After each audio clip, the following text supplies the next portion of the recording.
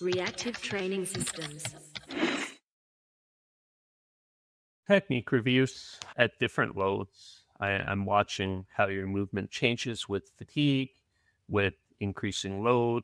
If we do notice a movement change in your update, and perhaps we went up 5 kilos, is this movement change an act of randomness, which would indicate that we need to deal with something, technique consistency, or is it a compensation due to load?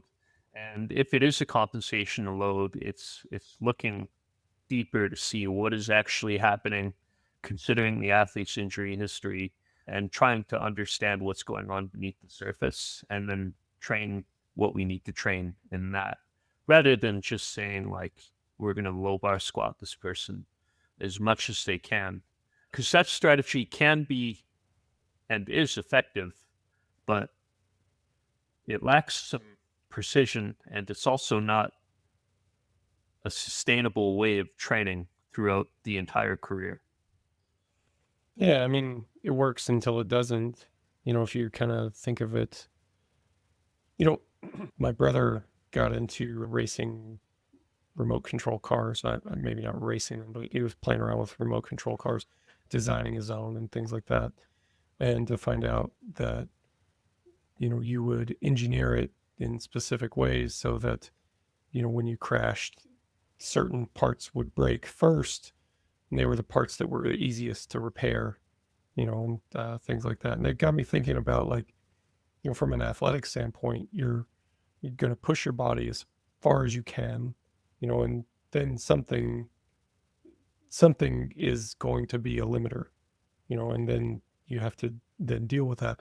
And certain people, those limiters don't seem to show up until really far down the road. And then other people have to deal with limiters almost immediately, just because the differences in how we're all built, what we can tolerate, differences in work capacity. I could go on and on about that, but I guess those constraints really seem, at least to me, seem to lead us down the path of like different programming solutions. Yeah, the goal of training is to apply enough stress to provoke an adaptation. And then within that, it's also not to overdo it on the amount of stress that you apply to the point where you trigger an injury or on a decline in performance that you don't want.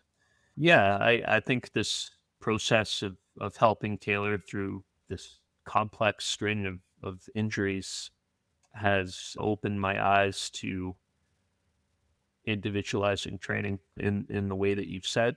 And it's almost brought me closer back to what we were doing in strength and conditioning with, you have team plays 82 games of hockey. Maybe they make the playoffs, and then they have another extra like 7, 14, 21 games, depending on how far they make it.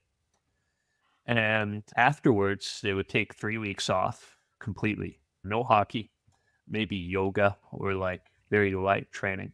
And then we start with a very easy period of training to build work capacity and mobility and stability. And they wouldn't start skating until 1 month before training camp quite often, right? So it's kind of like now when someone competes, unless they're in like their prime years, quite often an advocate of let's not compete 3 times this year. Let's compete twice and let's take some time to regenerate and to improve some of the general qualities that we haven't been able to address, because the way that I peak someone is still pretty similar to how I've always worked. But let's take some time to focus on a variation of qualities that we worked. And then let's get you ready for that specific training approach that we know works, and apply it to be at our best when it matters most. But yeah, just a lot more targeted now. Yeah. It sounds like, I mean, for what it's worth, like I see that in the stuff that I see coming from you. I see this sort of mindset shift a little bit over the years. But it makes sense to me too that you would kind of have that preparation period in mind and that you would be looping in more lessons learned from, your time in strength and conditioning. It's at the end of the day, like, you're still looking at an athlete and trying to cause a certain set of adaptations. It's not like the adaptations are a little different. They build in a different way, and there's differences to be sure, but still, like, it's an adaptive process that's shares a lot of similarities. And it keeps the goal, having a Yeah. bit of a long-term plan of these are the things we need to do to check off the boxes in order to get to the work that will peak you for high performance. Really interesting to think about, like, competing twice a year as a mechanism for doing that. It makes sense.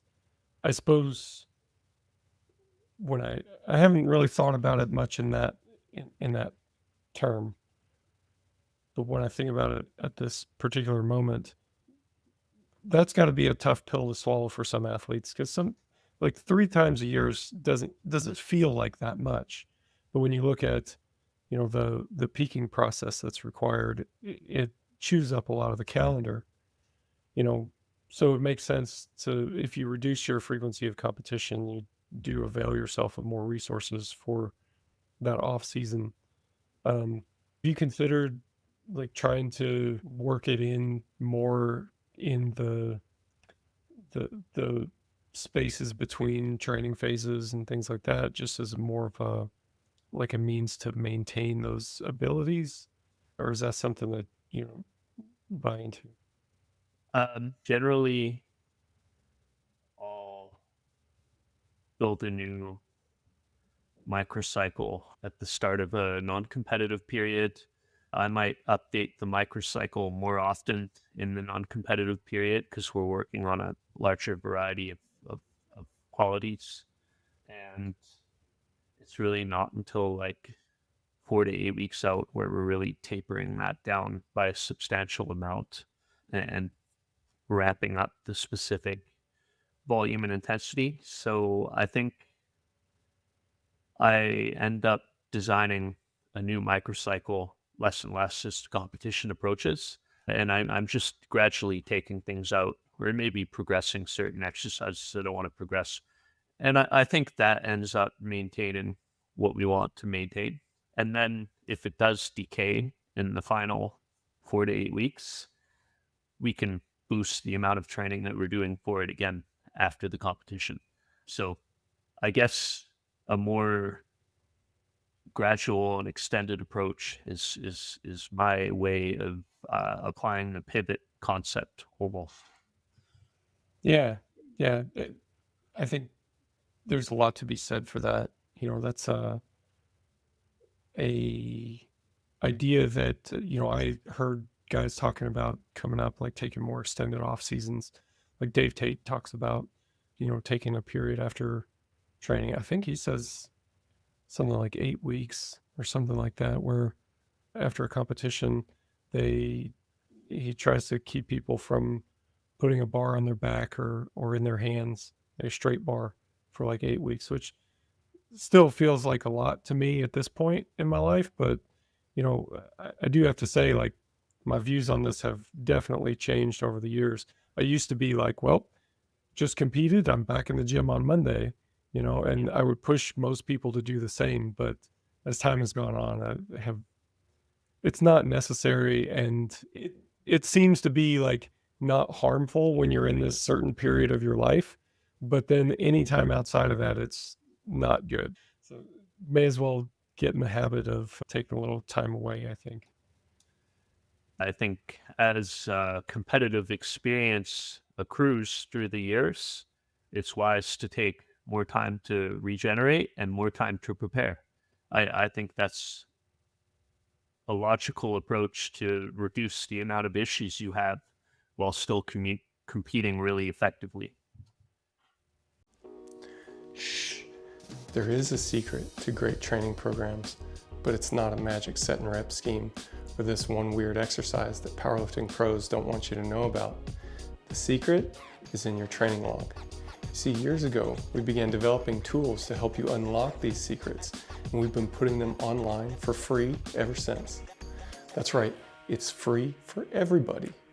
Now you may be thinking, What's the big deal? People have been logging training forever. And you're right, but the secret isn't just in keeping a logbook. It's using that log to make better training decisions. That's the real secret. This is where the RTS training log excels.